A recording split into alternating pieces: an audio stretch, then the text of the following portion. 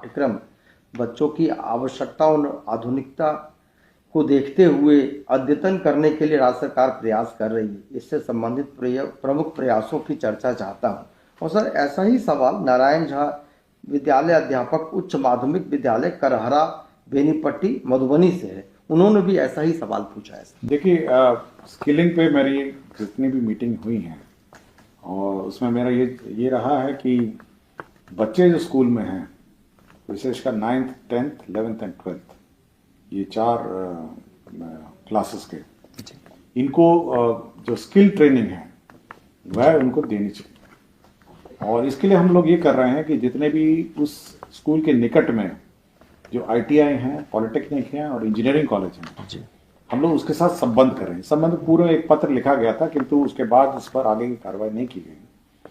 तो हम लोग ITI, पॉलिटेक्निक और इंजीनियरिंग कॉलेज से इसको संबंध करेंगे और उसके बाद जितने भी बच्चे हैं वो अपने निकटतम जो ट्रेनिंग सेंटर्स हैं, जैसे प्लम्बिंग का, इलेक्ट्रिशियन का, फिटर का और मोटर मैकेनिक का, जितने भी स्किल हैं वह प्राप्त कर सकेंगे। तो बहुत सारे बच्चे हैं, हो सकता है कि इसको अपना कैरियर बनाना चाहें या स्किल का जो जानकारी के बाद वो उस स्किल में आगे काम करना चाहें। तो ये सब हम लोग स्किल ट्रेनिंग पर बहुत ज़्यादा जोर है और न्यू एजुकेशन पॉलिसी में भी इस पर है जी।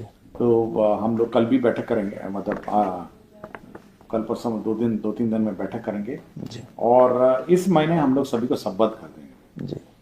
जो विशेषकर 9th 10th 11th and 12th classes हैं, और देखते हैं 8th भी अगर सुझाव आता है 8th का भी, तो 8th से भी हम शुरू करेंगे जी। किंतु यह है कि सभी बच्चों को कोई ना कोई स्किल ग्रहण करना चाहिए जी।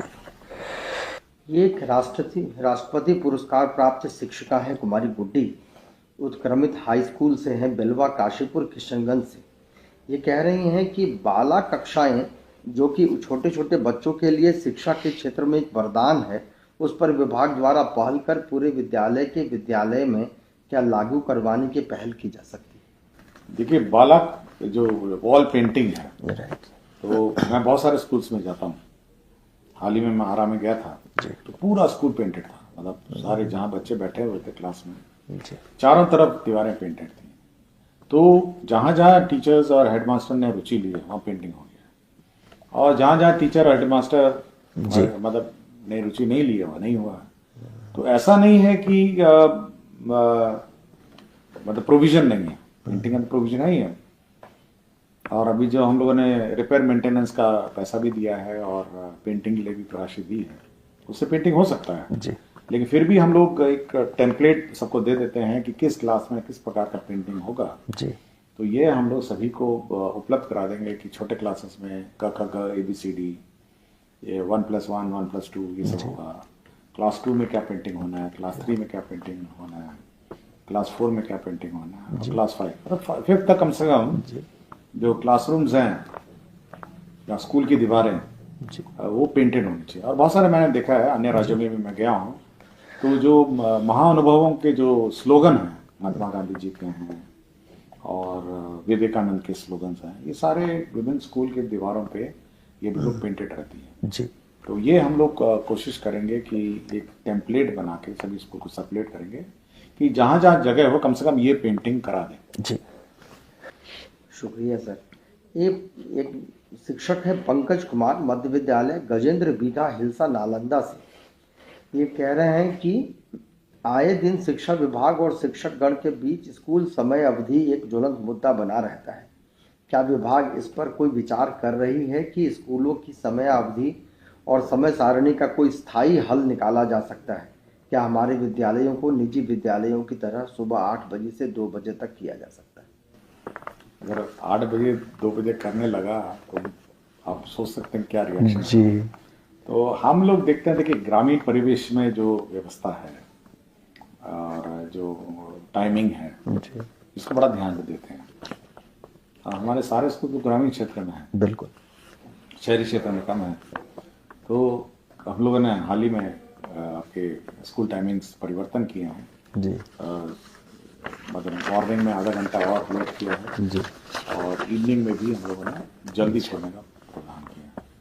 लेकिन हम लोग एक ऑप्शन रख रहे हैं, आपको 4-5 ऑप्शन देंगे जी कि हेडमास्टर साहब जो हैं वो टीचरों की फ्लेक्सी टाइमिंग्स निर्धारित कर सकते हैं जी कि कोई टीचर पहले आ सकते हैं, कोई टीचर बाद में आ सकते हैं, लेकिन फ्लेक्सी टाइमिंग उन मामलों में जहाँ पर कमरे कम हैं और क्लासेस ज़्यादा हैं। जी तो आप कुछ क्लासेस पहले चलाइए, फिर कुछ क्लासेस बाद में चलाइए, कुछ क्लास शिफ्ट में चलाइए। तो वो फ्लेक्सी टाइमिंग का जो प्रावधान है, अभी अटेंडेंस का जो मॉड्यूल है, जो जी। सॉफ्टवेयर ई शिक्षा कोर्स है, वो अमेंडमेंट हो रहा है। तो उसमें हेडमास्टर हर टीचर का निर्धारित कर सकेगा, ये टीचर 9 बजे से फलाना बजे तक जाएंगे, ये टीचर 8 बजे से फलाना बजे जाएंगे, ये टीचर 10 बजे से फलाना। तो वो स्ट्रैगर्ड टाइम टेबल Right. ये केवल उन्हीं क्लासेस के लिए है जहाँ पे कमरे कम हैं और क्लासेस ज़्यादा हैं। लेकिन जहाँ पे सभी कमरे भी हैं, क्लासेस हैं, मेरे ख्याल से एक रूपता ठीक रहेगी। जी एक पूजा बोस है, प्राथमिक विद्यालय जनक बाग उल्लास बाग, कस्बा जिला पूर्णिया से। इनका सवाल है कि क्या सरकार आने वाले समय में पोशाक राशि के बदले पोशाक देने का कार्यक्रम कर सकती है। इस पोशाक के अंतर्गत पेंट, शर्ट, जूता, मोजा, टाई, बेल्ट, यहाँ तक कि सर्दी के मौसम में स्वेटर यानी फुल यूनिफॉर्म लाने की योजना कर सकती है, क्योंकि सरकार की तरफ से सबसे लाभकारी महत्वाकांक्षी योजना हर बच्चों के हाथ में ससमय किताब मिलने की योजना 100% सफल रही है।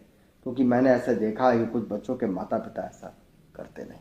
देखिए, हम लोग चाह रहे हैं कि जैसे प्राइवेट स्कूल में जब नई स्कूल और क्लासेस शुरू हो रही हैं, तो जो पहला दिन है, जी उसी पहले दिन में आपको पोशाक, किताबें, किट सब उपलब्ध हो जानी चाहिए, किताबें सब भी। तो अगले वर्ष से हम लोग इस पर योजनाबद्ध तरीके से काम कर रहे हैं। जी हम लोग कोशिश में लगे हैं कि जो पहला डे 1 जिसको होगा, तो बच्चे नए कपड़ों के साथ, नए पोशाक के साथ नए क्लास में दाखिला लें। लेकिन जहाँ तक कपड़े बना के उपलब्ध कराने की बात है, हम लोगों ने बहुत मंथन किया, इस पर बहुत रिसर्च हुआ और बहुत सारे इंस्टीट्यूट्स इसमें लगे रहे। फिर बाद में हम लोगों ने लगा कि नहीं, क्योंकि स्थानीय स्तर पर कपड़े सिलाए जाएं, स्थानीय स्तर पर कपड़े बनाए, जी मतलब बच्चों के नाप से कपड़े बनाए जाए और बच्चे अपने रुचि भी लेंगे कि नया कपड़ा माता पिता सिल के देते हैं। तो हम राशि जो है वो इस बार हम लोग ऐसे समय पे देंगे ताकि आप जो बच्चा नए क्लास में जाएगा, जी तो नए क्लास में वो नए कपड़े, नए किताब, नए बैग, नए पुस्तकें और नई सोच के साथ वो अगला क्लास में जाएगा। जी बहुत शुक्रिया सर। कि अब कुछ बच्चों के सवाल है सर। आराध्या, ईशया और नेहा 6वीं में पढ़ती है, बालक मध्य विद्यालय मुसल्लापुर पटना से है। इनका सवाल है कि स्कूल में खेलने का सामान आता है परंतु हमें खेलने को नहीं मिलता है और स्कूल का बाथरूम साफ नहीं रहता है। प्रधानाध्यापक से शिकायत करने पर जवाब मिलता है खुद साफ करो। देखिए, जहाँ तक खेलने की बात है, सामग्री है, इस बार हम लोगों ने कहा है कि 1 घंटे का क्लास हर रोज निर्धारित होना है। जी उस 1 घंटे में आपको खेलना है, पेंटिंग करना है या फिर डांस करना है बच्चों का, और या फिर अन्य जो करिकुलम है जी वो 1 घंटे में आपको करना, म्यूजिक है, ये सब हर रोज है। और ये बिल्कुल हम लोग मॉनिटर करेंगे कि आपने जो टाइम टेबल बनाया है, और ई शिक्षा कोर्स में इसको चढ़ाना भी होगा जी। भविष्य में। अभी व्यवस्था नहीं है, लेकिन भविष्य में ई शिक्षा कोर्स में टाइम टेबल भी हम लोग मॉनिटर कर सकेंगे। जी कितने आपने खेलने का समय दिए, कितना म्यूजिक हुआ, कितना डांस हुआ, आर्ट हुआ, कल्चर हुआ। तो हम लोग का है कि जो एजुकेशन है ये बड़ा मतलब समावेशी एजुकेशन हो। जी केवल किताब पढ़ के या किताब का अध्ययन करके एजुकेशन ना हो, बल्कि बच्चे सभी कलाओं में निपुण हो। आर्ट है, क्राफ्ट है, कल्चर है, म्यूजिक है। और जहाँ तक बाथरूम की बात है, हम लोगों ने सभी टीचर्स को ये राशि दी है कि सफाई कर्मी रखे, वो सफाई नियंत्रण ये करें। तो ये शिकायत जरूर जगह जगह मिलती है, और कभी कभी जो वेतन आगे पीछे हो जाता है जी सैलरी का, उसमें भी ये निरंतरता थोड़ी टूट जाती है। तो हम लोग कोशिश करेंगे कि समय पे ऐसे सफाई कर्मी को वेतन मिले और वो निरंतरण रूप से इस पर काम करें। जी सर। एक कक्षा 8 का छात्र है सुशील कुमार, राम मोहन राय सेमिनरी से है। शिक्षक पढ़ाने की बजाय खुद पढ़ने बोलते हैं और स्वयं दूसरे कामों में व्यस्त हो जाते हैं। देखिए, एक बार मुझे याद है, जी। मैं किसी बच्चों के से बात कर रहा था, जी तो मैं ऐसे पूछा कि आपके स्कूल में क्या चलता है। जी तो बिल्कुल यही बात बोला बच्चा ये बच्चे नहीं मेरे ख्याल से जी, बच्चे ने सवाल पूछा है हाँ, सर। तो बच्चा बोला कि सर हम तो जाते हैं स्कूल में और तो उसने एक बड़ा टर्मिनोलॉजी बोला, मेरे दिमाग में आज भी बैठा है। और मैं प्रभारी जिला सचिव भी रहते हैं, हम लोग जिले में जाते हैं। तो उसने बोला, मैंने कहा तो आप बैठे रहते हैं, टीचर क्या करते हैं? जी, स्कूल में तो आप जाते हैं। तो एक शब्द बोला, तो वो बच्चे ने इजाज किया होगा, बच्चों ने ही इजाज किया कि बोला कि गपिस्टिंग करते हैं। तो शब्द मुझे गपिस्टिंग जो शब्द है ना, जी, तो मैंने कहा ये गपिस्टिंग क्या होता है? तो बोला वो हम बैठे रहते हैं, वो गप लगाते हैं।